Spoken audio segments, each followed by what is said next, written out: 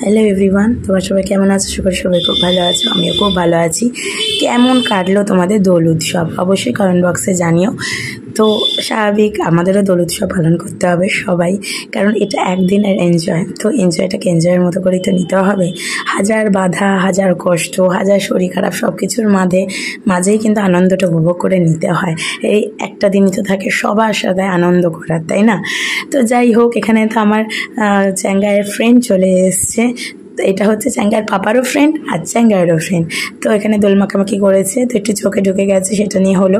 তারপরে এখানে হচ্ছে দীপ ভাইয়ের সাথে চ্যাঙ্গাই হোলি খেলছে, মানে দোল উৎসব পালন করছে। আর চ্যাঙ্গাইয়ের চুলটা কেমন হয়েছে অবশ্যই কমেন্ট বক্সে জানিও। আর আমার এখনও গলার অবস্থা শুনে বুঝতেই পারছো আমার কতটা শরীর খারাপ, কিন্তু কিছু করার নেই। তাহলেও কিন্তু আমাদের এনজয়টা রাখতেই হবে, তাই না?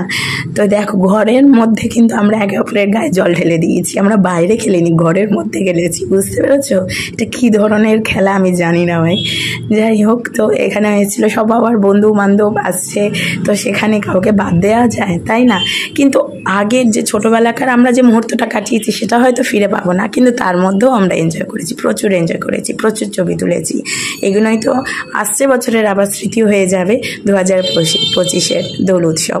তো যাই হোক, লাস্ট মোমেন্টে আমি, চ্যাঙ্গাই, বনিদি আর সবাই মিলে, আর আমার বরমশাই, সবাই মিলে দোল উৎসবে কী বলছি অবশ্যই শুনতে থাকো। আর কিরকম লাগছে, আমাদের মুখের পরিস্থিতিটা কেমন হয়ে রয়েছে সেটাও দেখতে থাকবে। আর কি বলবো, মিস করে গেলাম 2025-এর দোল উৎসব, আবার 2026-এর জন্য ওয়েলকাম করলাম।